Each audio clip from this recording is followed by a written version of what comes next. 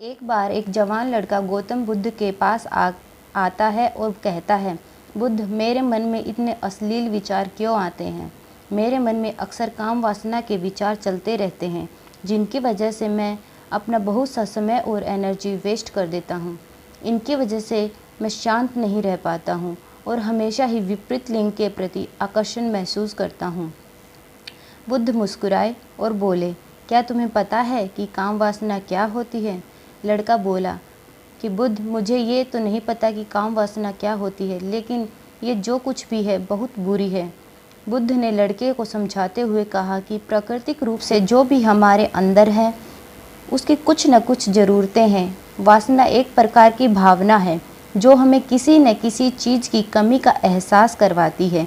फिर हम उसकी कमी की पूर्ति के लिए जिस चीज़ की तरफ आकर्षित होने लगते हैं, जैसे अगर किसी के पास धन की कमी हो तो उसके अंदर धन वासना पैदा हो जाएगी, मतलब धन की तरफ आकर्षण होने लगेगा। तो वासना कुछ और नहीं बल्कि एक प्रकार की कमी, एक प्रकार की ज़रूरत का एहसास है, और जब ये ज़रूरत शारीरिक हो तो हम इसे काम वासना कह देते हैं। लड़के ने पूछा, बुद्ध, ये बात तो समझ आ गई कि काम वासना का मतलब क्या है, लेकिन हमारे अंदर यह आती कहाँ से है, यह पैदा कहाँ से होती है? बुद्ध ने कहा, काम वासना कहीं से आती नहीं है, बल्कि ये प्राकृतिक रूप से हमारे अंदर ही मौजूद है, और इसका होना भी जरूरी है क्योंकि यह मानव जाति के विस्तार का आधार है। लड़के ने कहा, बुद्ध, जब काम वासना प्राकृतिक रूप से अंदर मौजूद है तो फिर लोग काम वासना को गलत क्यों कहते हैं? बुद्ध बोले, यह बहुत बड़ी समस्या है कि लोगों ने काम वासना को गलत नज़रिए से देखना शुरू कर दिया है, इसे दबाने की कोशिश करना शुरू कर दिया है। काम वासना को होना गलत नहीं है, बल्कि काम वासना का बेलगाम होना गलत है। केवल उसी के बारे में सोचना, केवल उसी के लिए जीना, केवल उसी को अपने जीवन का लक्ष्य बनाना गलत है। बुद्ध ने उस लड़के से पूछा, तुम्हें क्या लगता है कि क्या पशुओं में भी काम वासना होती है? लड़के ने जवाब दिया, हाँ होती है, क्योंकि जानवरों को भी तो अपनी पीढ़ी आगे बढ़ानी होती है। बुद्ध ने कहा, तो हम जानवरों की काम वासना को गलत क्यों नहीं कहते? लड़के ने कहा, पता नहीं बुद्ध, आप ही बताएं। बुद्ध ने कहा, क्योंकि जानवर अपनी काम वासना का उपयोग सिर्फ संतान उत्पन्न के लिए करते हैं, उसे खुशी प्राप्त करने के लिए या सुख भोगने के इरादे से नहीं करते, क्योंकि जानवरों को प्रकृति ने इतनी सोचने समझने की क्षमता दी ही नहीं कि वह काम वासना को अपने क्षण भर के सुख का आधार बना सके, जबकि हम इंसान अपनी सोचने समझने की शक्ति का दुरुपयोग करके प्रकृति में पाए जाने वाली हर चीज़ को अपने सुख के लिए प्रयोग करने का प्रयास करते हैं। हम इंसानों ने भी काम वासना के साथ यही किया है, इसे अपने आनंद और भोग का आधार बना लिया है। इस भावना को प्रकृति ने मानव जाति का अस्तित्व बनाए रखने के लिए हमारे अंदर डाला था, उसे हमने जीवन का सर्वोपरि लक्ष्य बना लिया है, और इंसानी काम वासना का बेलगाम होना ही इसके दुखों का कारण है। लड़के ने कहा, यह काम वासना हावी क्यों होती है बुद्ध? इसके बेलगाम होने का कारण क्या है? बुद्ध ने बताया, काम वासना के बेलगाम होने का 4 कारण हैं। पहला, जीवन में किसी बड़े उद्देश्य का ना होना। बुद्ध ने उस लड़के से पूछा कि क्या तुम जब किसी काम में व्यस्त होते हो तब भी तुम्हारे दिमाग में अश्लील विचार आते हैं? लड़के ने कहा, नहीं बुद्ध, जब मैं व्यस्त होता हूँ तो ऐसा नहीं होता। बुद्ध बोले, हमारा दिमाग एक बार में सिर्फ एक ही चीज़ को सोच सकता है, तो जब हमारे दिमाग में दूसरे विचार चल रहे होंगे तो अश्लील विचार आ ही नहीं सकते। अगर हमारे जीवन में कोई बड़ा और स्पष्ट लक्ष्य हो तो हम अपने लक्ष्य को पूरा करने के लिए पूरी तरह समर्पित हो तो हमारे पास कभी इतना समय ही नहीं होगा कि ये फालतू विचार हमारे मन में घर कर सकें।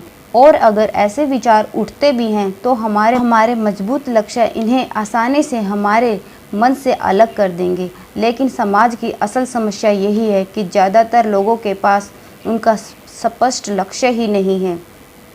दूसरा कारण यह है, समाज के द्वारा इसे गलत बताकर इसे दबाए जाने की कोशिश करना। लोगों के एक बड़े तबके ने कामुकता को हमेशा शक की नज़र से देखा है।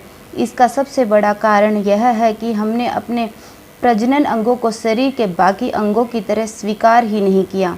बुद्ध बोले, तीसरा कारण यह है कि हमारा अपने विचारों के प्रति जागरूक ना होना। हमारे मन में कैसे विचार चल रहे हैं, हम इस पर कभी ध्यान ही नहीं देते। अगर हम किसी के बारे में विचार करते हैं तो हमारा मन उससे संबंधित और भी विचार हमारे सामने रखना शुरू कर देता है। फिर ऐसे ही हमारे मन में विचारों की श्रृंखला बन जाती है जिस पर हम उलझ कर रह जाते हैं। ठीक ऐसा ही होता है अश्लील विचारों के साथ। हमने किसी को एक बार देखकर अपने मन में एक अश्लील विचार पैदा किया तो हमारा मन अपने आप ही इन विचारों की एक श्रृंखला बना लेता है। इसलिए अपने मन में उठने वाले हर विचार पर ध्यान देना जरूरी है। बुद्ध ने अश्लील विचारों के हावी होने का चौथा कारण यह बताया कि बुरी सोच और अश्लील विचार वाले लोगों की संगति करना। कई बार ऐसा होता है कि कामुकता हमारे अंदर नहीं होती, लेकिन कुछ अश्लील लोगों के साथ रहने की वजह से यह हमारे ऊपर हावी हो जाती है। ऐसे लोगों से दूरी बनाकर रखनी चाहिए। लड़के ने कहा, बुद्ध, यह तो समझ आ गया कि कामुकता हावी कैसे होती है, लेकिन हावी होने से रोका कैसे जा सकता है। बुद्ध ने कहा, सबसे पहले तो तुम यह समझो कि काम वासना को रोका नहीं जा सकता, सिर्फ रूपांतरित किया जा सकता है। और इसे रूपांतरित करने के दो तरीके हैं, पहला है प्रेम और दूसरा है ध्यान। जब हम सच्चे प्रेम में होते हैं तो हमारे अंदर कामुक ऊर्जा हमारी खुशी और आनंद में बदल जाती है। लेकिन ज़्यादातर लोग शारीरिक आकर्षण को प्रेम मानते हैं जो ऊर्जा का व्यय करता है, रूपांतरण नहीं। काम वासना की ऊर्जा को शरीर के अंदर रूपांतरित करने का सबसे सफल तरीका है ध्यान। ध्यान के माध्यम से आप अपने अंदर स्थित आनंद के उस केंद्र में स्थापित हो जाते हैं जिसके सामने दुनिया का हर भोग विलास फीका पड़ जाता है।